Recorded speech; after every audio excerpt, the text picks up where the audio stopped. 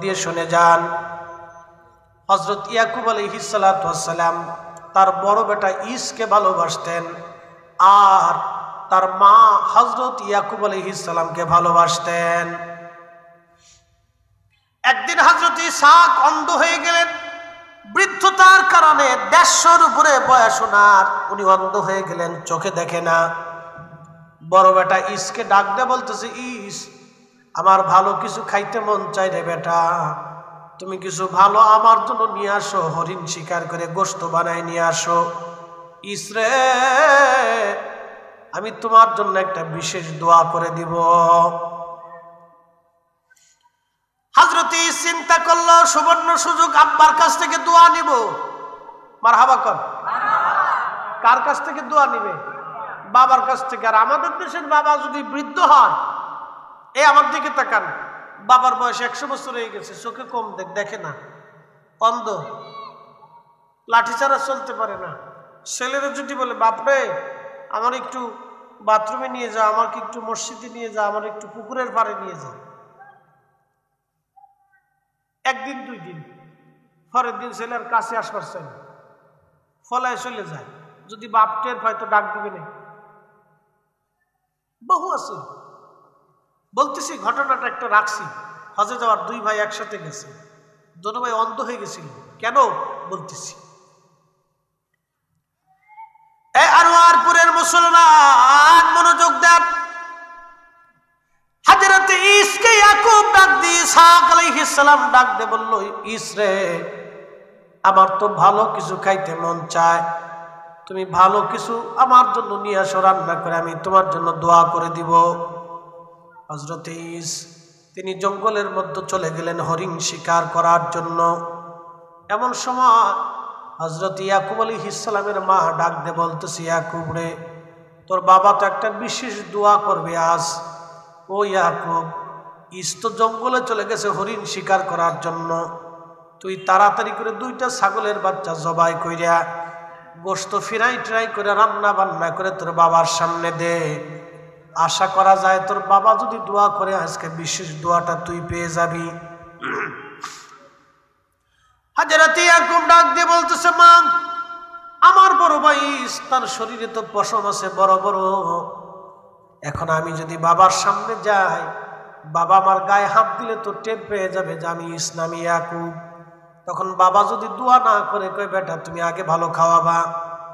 যদি বাবা জিজ্ঞেস করে, ছেলে তুমি কে, বলবা তুমি আমি আপনার ছেলে, আপনার জন্য খাবার আনছি, বাবা আপনি আগে খাবার খান, আগে তুমি তারে খাওয়াইবা, ভালো মন্দ রান্না করে তুমি খাওয়াবারে বেটা, তোমার আব্বা তোমার জন্য দোয়া করবে। আরে আগের যুগের সন্তানরা বাবা মার দোয়ার জন্য আশায় ছিল, এখনকার জমানার সন্তানরা বাবা মার জন্য দোয়া করতে বাবা মার দোয়া চায় না, বাবা মার দোয়া তাদের প্রয়োজন আজ হয় না। দেখেন বাবা মা কি জিনিস, বাস্তবতা থেকে বলি। ওই 2টা লোক হজে গেছে, সাথে আরো হাজিরা আছে। যিনি হজ করাইতে নিলেন, ওনাদেরকে কি বলে? মুআল্লিম বলা হয়। তারা বাংলাদেশ থেকে মক্কা জেদ্দা বন্দরে নামার পরে ওই সবাইকে নিয়ে গাড়িতে করে হোটেলে নিয়ে আসছে। হোটেলে আনার সঙ্গে সঙ্গে ওই 2 ভাই একসঙ্গে তারা অন্ধ হয়ে গেল। সৌদির বড় বড় ডাক্তার দেখাইলো, কিন্তু কাজ হয় না। ডাক্তার বলে চোখের মধ্যে তো কোনো রোগ নাই, কিন্তু আল্লাহর বান্দারা বলে রোগ নাই তো বটে, চোখে দেখি না। ওই 2 ভাই একসঙ্গে তারা অন্ধ হয়ে গেল। মুআল্লিম বলল, ঠিক আছে অন্ধ হোক, কিন্তু আমরা তাদেরকে হজ করাবো।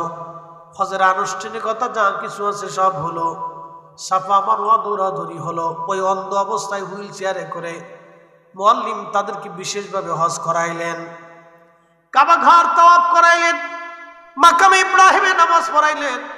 হজ শেষ হয়ে যাওয়ার পরে তারপরে তাদেরকে নিয়ে যাওয়া হলো মদিনায়। তখনও চোখ ভালো হয় না। মদিনার জিয়ারা শেষ হয়ে যাওয়ার পরে ওই 2 ভাইকে নিয়ে আসা হলো। যখন তারা বাংলাদেশে আসবে, এয়ারপোর্টে আসছে, বিমানের মধ্যে চড়ছে, তখন ওই 2 ভাইয়ের চোখ আফসা আফসা খুলে গেল, হালকা হালকা তারা দেখতে পায়। বিমান উড়ে বাংলাদেশে আসছে। বাংলাদেশে আসার পরে ওই দুই ভাইয়ের চোখ একেবারে পরিপূর্ণ মতো ভালো হয়ে গেল।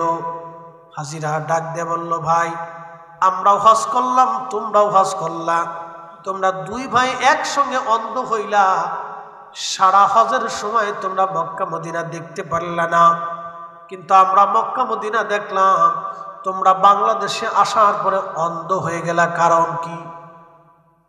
বাংলাদেশে আসার পরে তোমরা চোখ ভালো হয়ে গেলা, কারণ কি?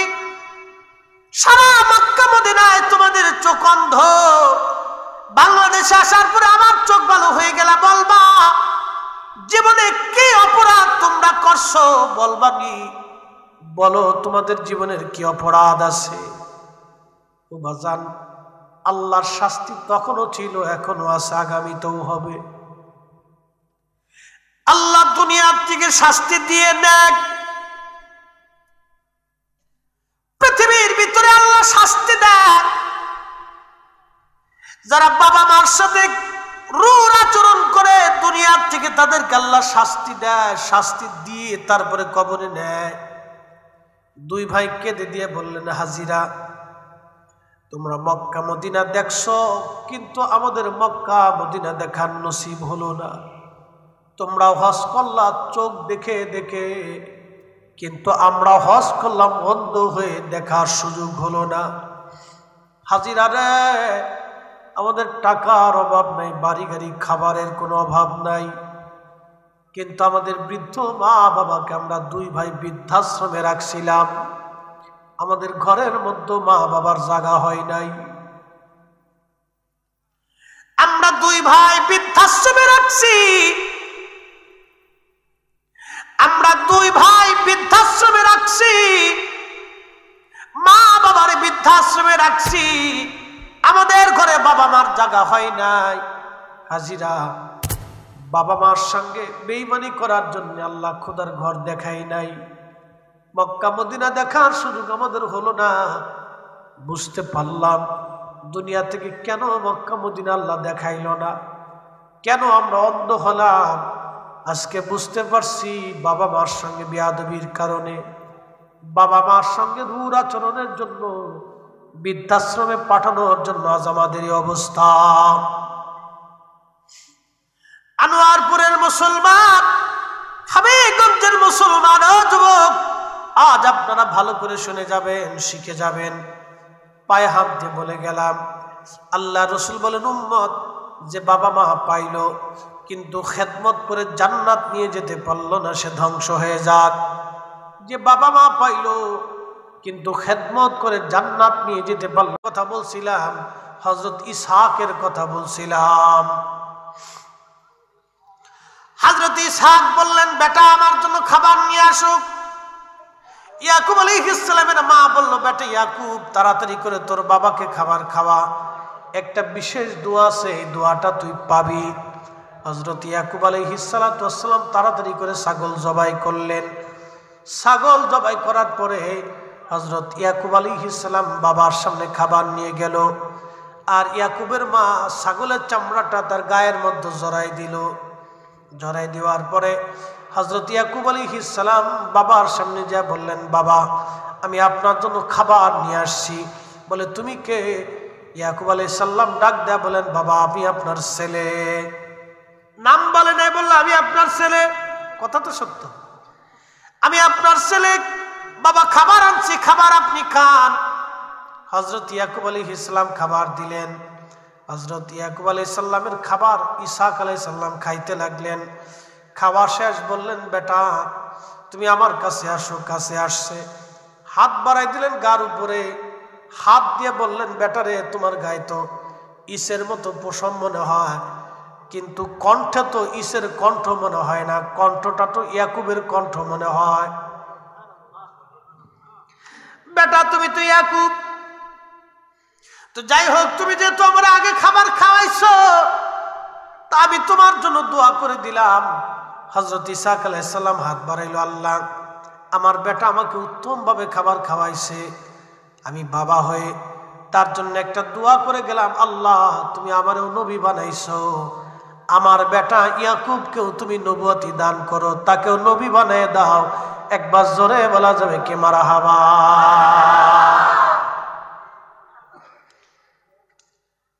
এবার ইস স্বীকার করে বাড়ি আসছে।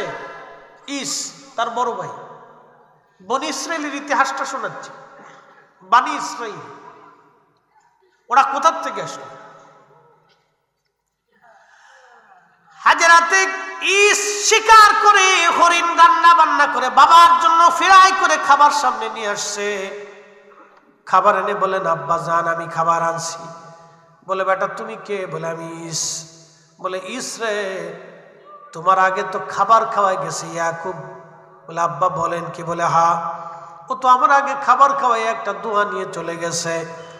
বেটা ইস, তুমি তো খাবার নিয়ে আসছো, দেরি করে ফেলছো। হযরতে ইস ডাক দেয় বলেন, আব্বা জান তাহলে আমি তো দেরি করে ফেলছি, খাবার খাওয়ানোর জন্য পিছে পড়ে গেছে আব্বা, তাহলে আপনি কি আমার জন্য দোয়া করবেন না? বলে হা বাবা, তোমার জন্য দোয়া করে দিব। দোয়া করে দিলাম বেটা ইস, তোমাকে যেন আল্লাহ শক্ত জমিন দেয় আর অফুরন্ত রিজিক যাতে তোমাকে আল্লাহ দেয়। তখন ইস বলতেছে, আব্বা জান আল্লাহর কসম করে বলতেছি আমি ইয়াকুবরে পাইলে হত্যা করব, খুন করে ফেলবো। ও আমার নবুয়তের দোয়াটা নিয়ে চলে গেল আব্বা, ও আমার সর্বনাশ করে ফেলছে, ওরে পাইলে আমি খুন করে ফেলবো। এই কথা মা শুনে দৌড়ে আসছে, ইয়াকুবরে তোরে তো তোর ভাই খুন করে ফেলবে, তাড়াতাড়ি পালা। বলে মা কোথায় পালাবো? বলে হারানে তোর মামার দেশে তুই চলে যা, হারান দেশে চলে যা। বর্তমান ফিলিস্তিনের একটা অংশের নাম হলো হারান, তুই হারানে চলে যা, তোর মামা ওইখানে বসবাস করে হারান, তাড়াতাড়ি চলে যা তুই হারান দেশে, তোর মামা লাবানের কাছে চলে যা। আমি আমার ভাইয়ের কথা আমার কথা বলবি, আমার ভাইয়ের 2টা কন্যা সন্তান আছে, তোর 2 আপন মামাতো বোন আছে, তুই তোর মামাকে যা বলবি, মামা একটা মেয়েকে আমার সঙ্গে বিবাহ দিয়ে দাও, আমি সংসার করব। আমার কথা বলবি, তোর মামা তোর সঙ্গে তার একটা মেয়েকে বিবাহ দিয়ে সংসার করাই দিবে। আর তুই এই দেশে কখনো আসবি না, যতক্ষণ মন নরম না করবে তত সময় পর্যন্ত তুই আসবি না, তাড়াতাড়ি চলে যা। তবে আমি তোর বাবার কাছ থেকে অনুমতি নিয়ে আসি। তিনি আল্লাহর পয়গম্বর, চলে গেলেন। স্ত্রী স্বামী আমার 2 সন্তান এক জায়গায় যদি হয় তো যুদ্ধ করবে, মারামারি করবে, হত্যা হবে। নবী পরিবারে হত্যা যদি হয় তাহলে ইব্রাহিম আলাইহিস সালামের দুর্নাম হয়ে যাবে, আল্লাহর খলিলের বেইজ্জত। আপনি অনুমতি দিলে আমার ইয়াকুবকে আমি হারানে আমার ভাইয়ের কাছে পাঠাই দিতে চাই। হযরত ইসহাক বললেন তাড়াতাড়ি পাঠাও। পাঠাই দিলেন মা ইয়াকুবকে। হযরত ইয়াকুব রওনা করলেন, চলে যাচ্ছিলেন বর্তমান বাইতুল আকসা, যেই মসজিদ নিয়ে মুসলমান ইহুদিদের মধ্যে বিরাট বড় যুদ্ধ হয়। এই বাইতুল আকসাতে আসার পরে রাত হয়ে গেল। হযরত ইয়াকুব আলাইহিস সালাতু ওয়াস সালাম একটা পাথরের উপরে মাথা রেখে ঘুমায় পড়লেন। স্বপ্নে দেখতেছে ওই পাথর থেকে আসমান বরাবর বিরাট বড় একটা সিঁড়ি, এই সিঁড়ি বেয়ে বেয়ে ফেরেশতারা উঠা নামা করে। সুবহানাল্লাহ বলবেন না? এই সিঁড়ি বেয়ে ফেরেশতারা উঠা নামা করে। হযরত ইয়াকুব স্বপ্ন দেখতেছিলেন, এমন সময় আল্লাহ ডাক দিছে, ইয়াকুব আমি আল্লাহ তোমাকে নবুয়তি দিলাম, নবী বানাইলাম, তোমাকে নবী হিসেবে মনোনীত করলাম রে ইয়াকুব। হযরত ইয়াকুবের ঘুম ভেঙে গেল। ঘুম থেকে উঠে ইয়াকুব আলাইহিস সালাতু ওয়াস সালাম তিনি অনেক বড় খুশি সন্তুষ্ট হয়ে শুকর আদায় করে আল্লাহকে বলে, রব আজকে একটা বিশেষ স্বপ্ন তুমি আমারে দিলা, এই পাথরের উপরে মাথা রেখে আমি ঘুমাইলাম, তুমি নবুয়ত আমারে দিলা গো রব। এই পাথর এখানে রেখে গেলাম আল্লাহ, আমি জমিন ছেড়ে আমার মামার দেশে চলে যাচ্ছি হারান অঞ্চলে। যদি কোনোদিন এই জমিনে আবার ফিরে আসি ও রব্বুল আলামিন, তাহলে এই পাথর যেইখানে তুমি আমার নবুয়ত দিলা, এই পাথরে আমি একটা মসজিদ বানাবো, তোমার বাইতুল্লাহ বানাবো। এই বাইতুল্লাহর নাম হলো বাইতুল আকসা। সুবহানাল্লাযী আসরা বিআবদিহি লাইলাম মিনাল মাসজিদিল হারাম ইলাল মাসজিদিল আকসা।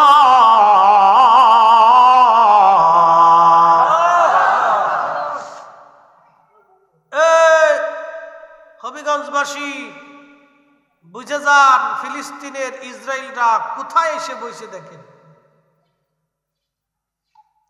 ইয়াকুব আলাইহিস সালাম সেই পাথরে মসজিদ বানাইছিলেন, মসজিদের নাম বাইতুল আকসা। ইয়াকুব আলাইহিস সালামের আরেক নাম হলো ইসরাইল। ওনার বংশধরদেরকে বনি ইসরাইল বলা হয়। ইসরাইল নামে কোনো দেশ নাই, এটা বংশের নাম। দ্বিতীয় বিশ্বযুদ্ধের পরে হিটলার ৬০ লক্ষ ইহুদি হত্যা করেছিল, কিছু ইহুদি বেঁচে ছিল। এইগুলির ব্রিটিশরা বর্তমান ফিলিস্তিনিরা একটু দয়াদ্র, মানবতা দেখাইয়া এই ইহুদিদেরকে জাগা দিছিল। আমরা যেমন রোহিঙ্গাদেরকে জাগা দিছি, ওই রকম ফিলিস্তিনিরা ইহুদি রোহিঙ্গাদেরকে জাগা দিছিল। জাগা দেওয়ার পরে ব্রিটিশরা অস্ত্র শস্ত্র, শিক্ষা দীক্ষা, প্রশিক্ষণ, এটা সেটা, টাকা পয়সা, ধন দৌলত দিয়ে সারা পৃথিবীর ইহুদিদেরকে ডেকে ডেকে এনে ফিলিস্তিনের একটা গোষ্ঠী বানাইয়া বাইতুল আকসা দখল করার জন্য ওরা তিলে তিলে ৭৬ বছর ধরে কয়েক লক্ষ ফিলিস্তিনি হত্যা করে ১০ লক্ষ ফিলিস্তিনের বাড়িঘর দখল করে নিয়ে আজকে বাইতুল আকসার দ্বার প্রান্তে চলে গেছে। এটা হলো ইতিহাস। আপনি আমি তো এখনো পান চাবাই, সুবুরি আর সুন খাই, কিন্তু ইহুদিরা দেখেন কত হাজার বছর আগের ইতিহাস টেনে এনে এই জায়গা দখল করার জন্য তিলে তিলে তিলে তিলে তিলে তিলে ওরা আগাইছে। আর মধ্যপ্রাচ্যের আমির ওমরারা এক একটা বউ ১৫টা, কারো বউ 10টা, কারো বউ 20টে। এত বউ দিয়ে বেটা করে কি? বেটা কি জিন না ভূত? হ্যাঁ, কি 50টাও আছে? পুরো সর্বনাশ, মানুষ না তো তাহলে কি কথা কর না কা? আচ্ছা বলেন তো, একজনের স্ত্রী যদি 10 জন থাকে, সে 10 জনকে কত সময় দেয়? এটা পাগল ছাড়া কি? হ্যাঁ, নুরুল ইসলাম ফারুকী সাহেব শহীদ হয়েছেন, আল্লাহ তাকে জান্নাতের আলা মাকাম দান করুন। উনি একদিন গল্প করতেছে, এক বাঙালি আর এক সৌদিয়ান দুটো কিলিকিলি করতেছে, মারামারি। তো বাঙালিরা কিছু ফারুক আর না বলো, ওই কিলিকিলি করবার যায়, কিছু না বলেও হাতে লাঠি লুটি এটা সেটা ধরবার যায়। তো কোনো কিছু আরবে তো লাঠি ছুটি নেই, আমরা দেশের মতো তার এতা সেতা নাই। তো কিছু না পাই, জুতা ছিল, জুতারে খুললে সৌদিয়ানরে খাইদা মতো ফিটাইতেছে। তো সৌদিয়ান জুতার ফিটুনি খাইয়া আর দাঁড়ায় দাঁড়ায় হাসে। তো ফারুকী সাহেব বলতেছে, আমি দৌড়ে যাই জিজ্ঞেস করলাম, কি বেড়া তুমি হাসো কে? তোমারও জুতা দিয়ে ফিটাচ্ছে, তুমি কি জন্য হাসতেছ? ও কাপুরুষ, এই জন্য হাসতেছি। বলে কাপুরুষ কে? জুতা দিয়ে ফিটাইতেছে। জুতা দিয়ে ফিটালে কি কাপুরুষ হয়? শোনো, আমার অনেকটি বউ আছে, মাঝে মধ্যে বউরা আমারও জুতা দিয়ে ফিটায়।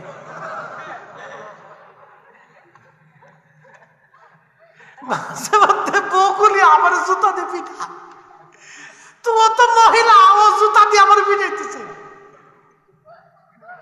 বুঝতে পারছেন? তার মানে বোঝা গেল ওরা বেশি সুখে নাই। বউ পেলানি কিন্তু সুখে নাই। আমরা একটাই বালা। এই কথা কন না কেন? মেয়েরা খুশি হয়েছে যে হুজুর আল্লাহ বাঁচায় না,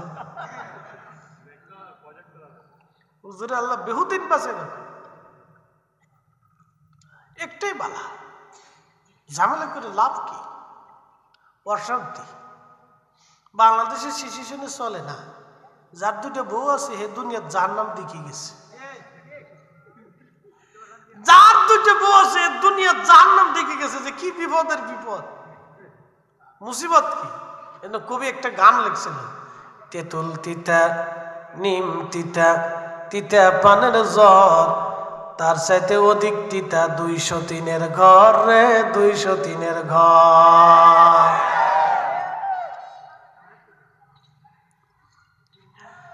বিরাট বড় বিপদ। ভেজাল বাঁধানোর দরকার নাই, ভেজাল মীমাংসা করতে হবে, ছাড়াইতে হবে। হে আনোয়ারপুরবাসী, আজকে কথাগুলি শুনে বাড়ি পর্যন্ত নেওয়ার দরকার। কত হাজার বছরের ইতিহাস টেনে নিয়ে ওরা যদি ফিলিস্তিন দখল করার জন্য চেষ্টা করতে পারে, আমরা মুসলমান কেন ঘুমাইব বলেন? কেন আমরা ঘুমাবো? কি জন্য আমরা ঘুমাবো? আমরা আমাদের সন্তানদেরকে ওইভাবে তৈরি করা লাগবে যেন আগামীর ইমাম মাহদির সৈনিক তারা হতে পারে। কথা বলে ঠিক কিনা? আমাদের সন্তানদেরকে নামাজে বানাইতে হবে। আমার দিকে তাকান, জাস্ট মিনিট। অনেক কথা বলছি, অনেক নসিহত করছি, আমি হাজার ওয়াজ করলেও চেঞ্জ হবে না। আপনার দায়িত্ব সন্তানকে মানুষ করা, আপনার নিজের দায়িত্ব নিজের সন্তানকে তৈরি করা, ছোট্ট কাল থেকে তৈরি করতে হবে। জোরে বলেন, ছোট্ট কাল থেকে তৈরি করতে হবে। আপনি রুটি রুজি করেন কেন? সন্তানের জন্য। ছোট কাল থেকে ওর পিছনে ব্যয় করবেন, ব্যয়টার জন্য পারফেক্ট ব্যয় হয়। ওর পোশাকে, ওর আচরণে, ওর চালনে, চলনে, ব্যবহারে, আদানে, লেনদেনে, প্রদানে, ব্যবসাতে, বাণিজ্যে, কাজে, কর্মে আপনি ওকে শিখাইতে হবে। একটা মা পারে সন্তান তৈরি করতে, কিন্তু আমার দেশের বেডির কথা কই লাভ নাই।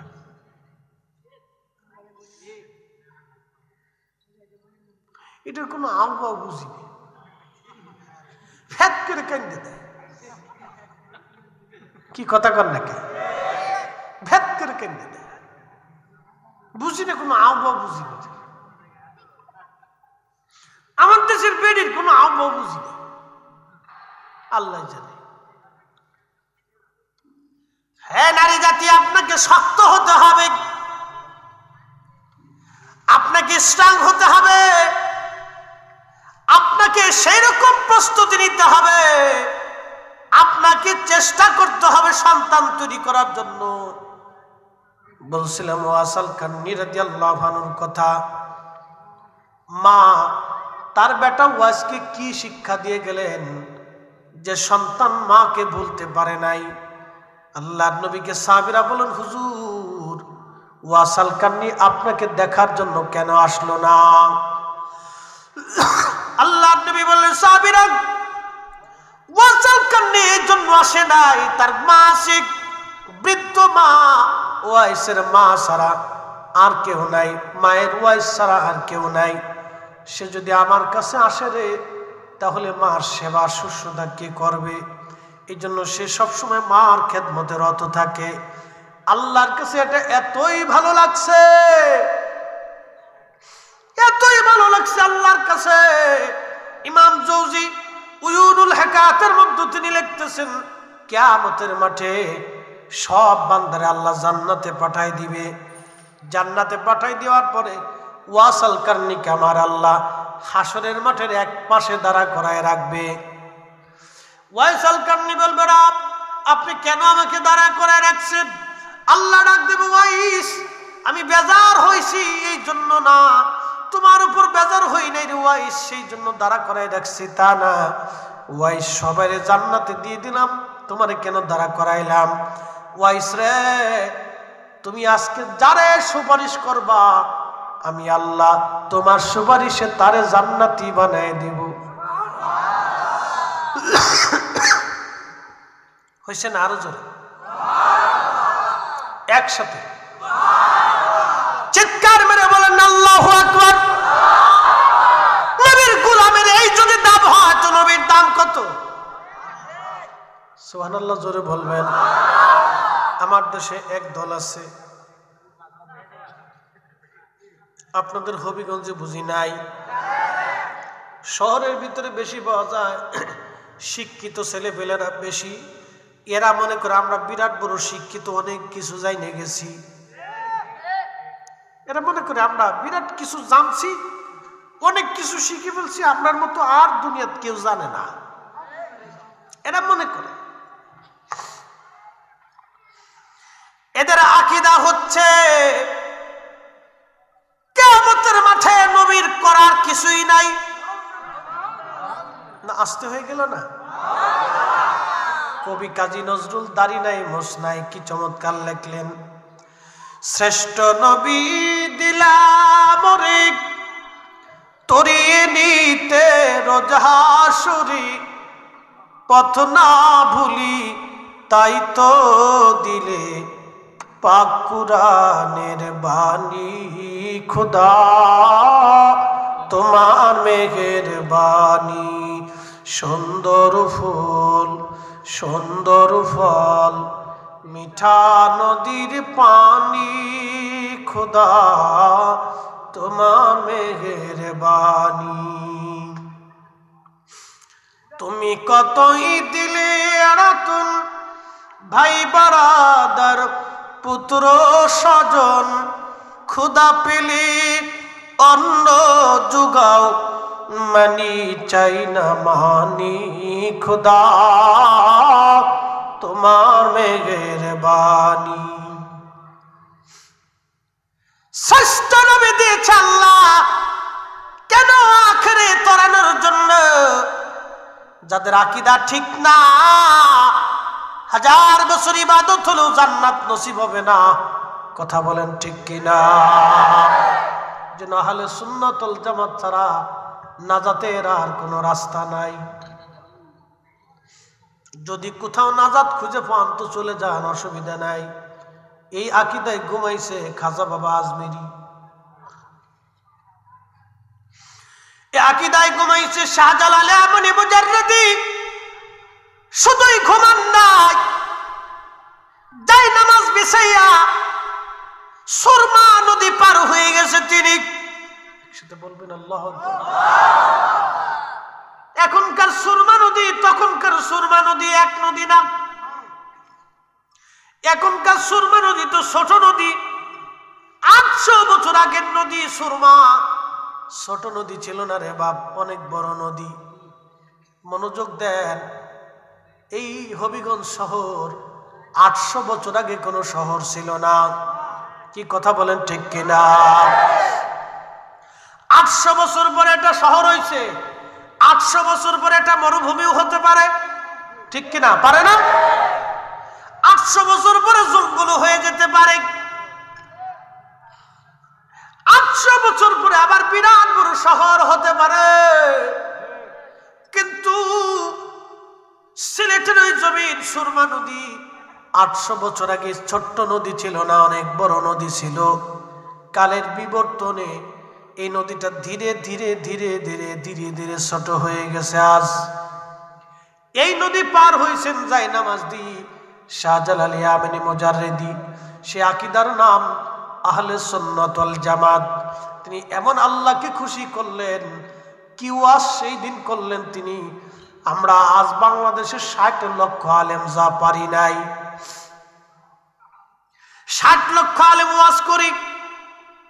তবলিগ জামাতের তবলিগের ভাইয়েরা, তবলিগের লোকেরা দেশে দেশে ঘুরে ঘুরে মানুষের নসিহত করে, পীর মাশায়েখরা নসিহত করে, উরুস মাহফিল হয়, ইসালে সোয়াব হয়, সুন্নি সম্মেলন হয়, তাফসীর মাহফিল হয়, মহাসম্মেলন হয়, সালানা জলসা হয়, খতমে বুখারী হয়, মিলাদুন নবীর মাহফিল হয়।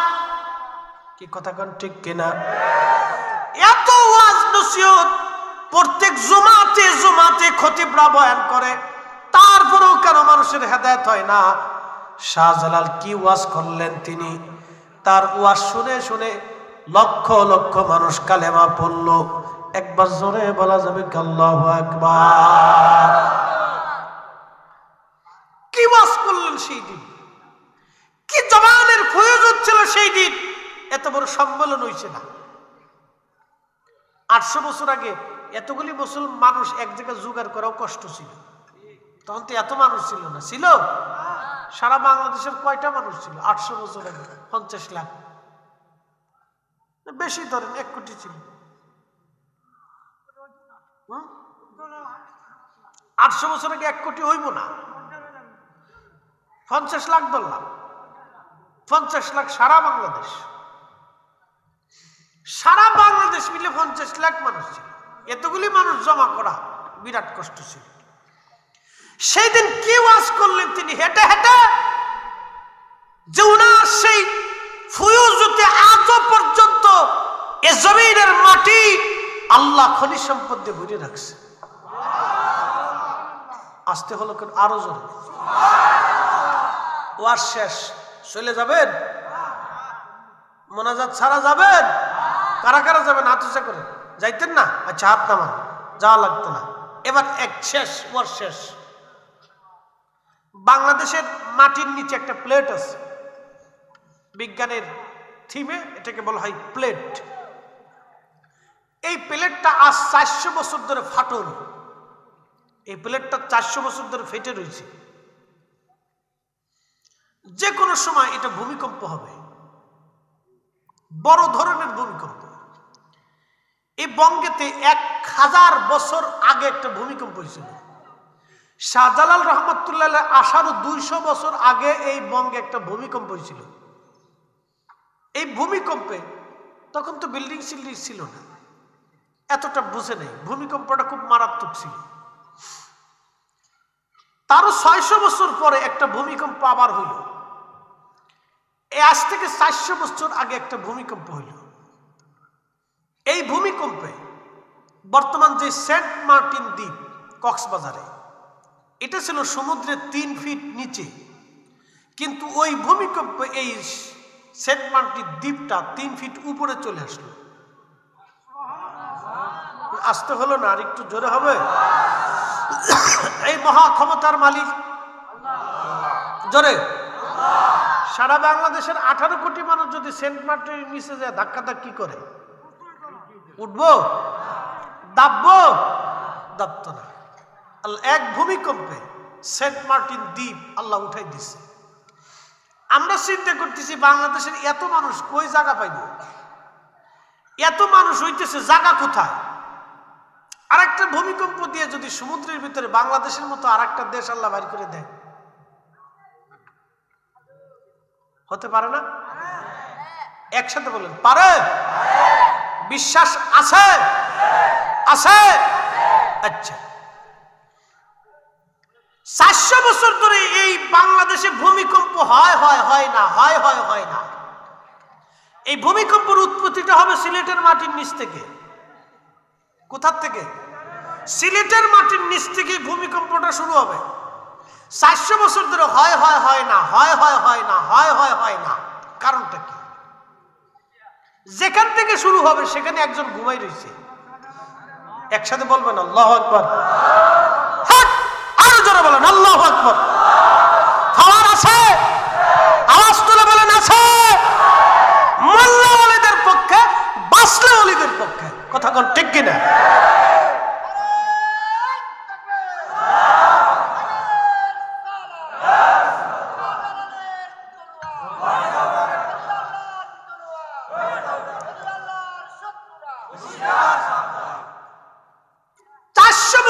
ভূমিকম্প হয় না, কিন্তু যেখান থেকে হবে সেখানে যিনি ঘুমাই রয়েছে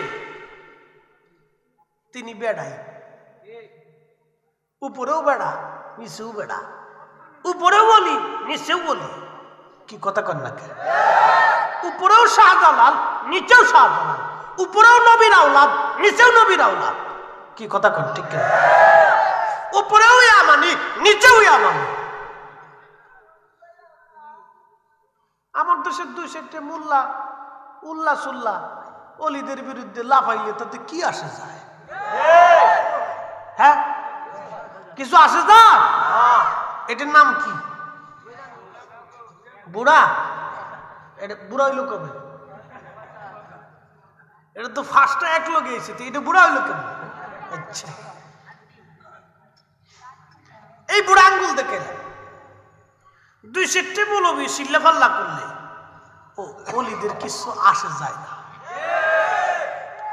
অলিদের পক্ষে আসে, জোরে বলেন আসে, আসে, ওয়ার শেষ। এই আমার দিকে তাকান, তোরা তো খুশি, ওয়ার শেষ হলে তো টুকলাটা পাবে। এর লেগে ওরা চিন্তা করে সার নাকি বই রয়েছে ইতিমের মতো চাই রয়েছে আমার দিকে, হুজুর কখন সারবো? তোকে সারতেছি, দাঁড়া, তোকে আজকে পকেট কাট পাবে। খুব মনোযোগ দেন। আপনাদের এই কত শতাংশে 1 বিঘে জমি হয়? 28। আচ্ছা, 28 শতকে কয় মন ধান হয়? 25 মন। মাশাআল্লাহ। এই 25 মন ধান হওয়ার জন্য বীজ ছড়াইতে হয় কয় কেজি? 2-3 কেজি। 3 কেজি ধরলাম। 2 কেজি ধানের বীজ ছড়াইলে ধান দেয় 25 মন। ওই মালিকের নাম কি? একসাথে হবে?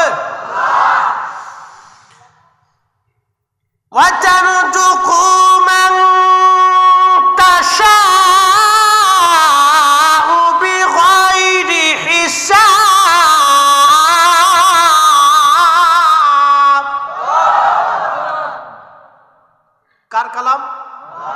আমি যাকে খুশি তাকে অগণিত রিজিক ওয়ালা বানাই। আমার দিকে তাকা, চেহারা কি খারাপ? আমি আমার ফার্ম, আমার নিজের লেগে ফার্ম দেওয়ার কোনো করতেছি না, তোরা ফার্ম দিস না, বালা করে খা। চেহারা কি খারাপ? উসা লম্বা কি খারাপ রে? সৌদির পুলিশ পর্যন্ত আমরা ডরাইছে। উসা লম্বা দেখে মনে করছে পাকিস্তানি, ফাঁকরি টাকরি দেখে মনে করছে এটা মনে হয় পাকিস্তানি না আফগানিস্তানি, আল্লাহ জানে। তো যাই হোক, উসা লম্বাও খারাপ না, চেহারা মেয়ারাও খারাপ না, কণ্ঠটাও একবারে খারাপ না, আল্লাহ ভালাই দিছে। এলেম কালামও আল্লাহ যদ্দুর দেওয়ার দিছে, একবারে বেশি না আবার কমও না। আচ্ছা যাও, আমার দিকে তাকান।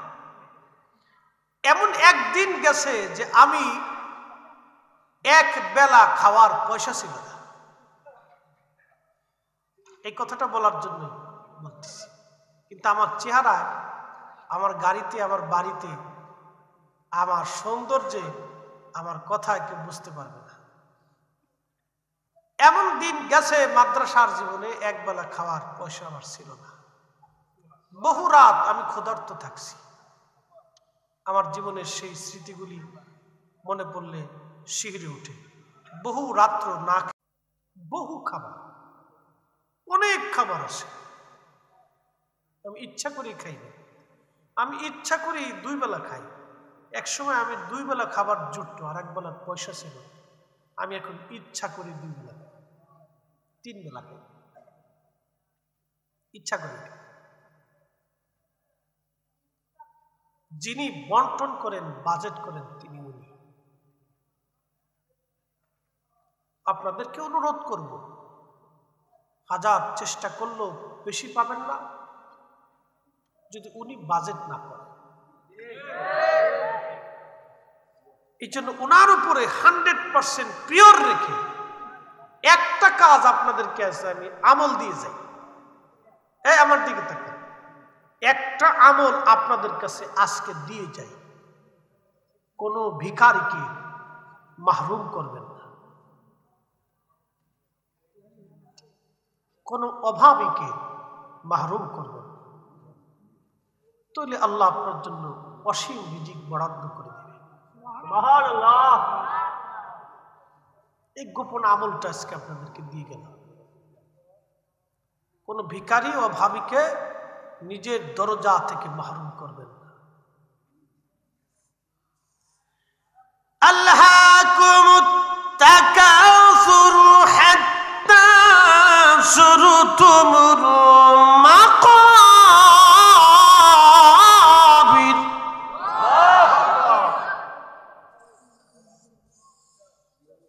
প্রাচুর্যের প্রতিযোগিতায় মানুষ আল্লাহকে ভুলে গেছে।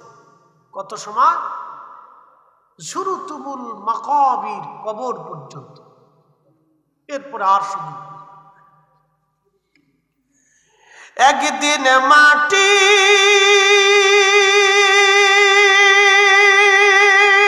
ভিতরে হবে ঘরে মন আমার, কেন বান্ধ দালান ঘর? মন আমার, কেন বান্ধ দালান ঘর?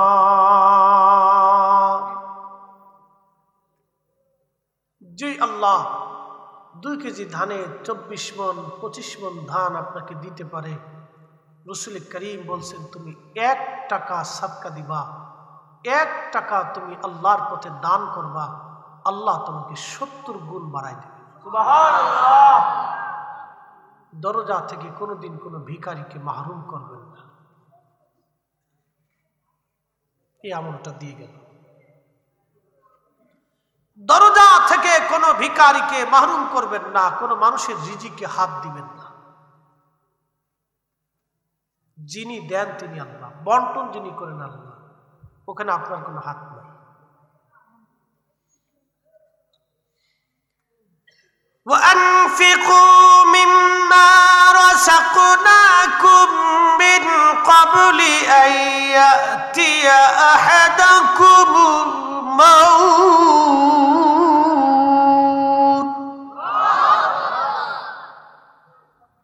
বান্দা, তোমার রিজিক থেকে তুমি আল্লাহর পথে খরচ করো। অ্যাটেনশন, তোমার রিজিক থেকে তুমি আল্লাহর পথে খরচ করো। তোমার মৃত্যু আসার আগে, মরণ আসার আগে, মিন ক্বাবলি আইয়াতিয়া আহাদাকুমুল মাউত, মরণ আসার আগে তুমি তোমার এই হাতের রুজি দিয়ে যাহা রুজি করছো তাহা আল্লাহর পথে খরচা করো, তা আল্লাহর পথে ব্যয় করো, তা আল্লাহর পথে বিলিয়ে দাও। একসাথে বলা যাবে না মারহাবা? আমি আর ওয়াজ করব না, মাহফিলও শেষ, দোয়া করে দেব। 10টা মিনিট আমাকে একটু সুযোগ দিবেন, আগামী বছর ওরা মাহফিলটা করবে। একজন কে আছেন বলবেন, হুজুর মৃত্যু আসার আগে আমি পোস্টারের খরচাটা দিয়ে দেব।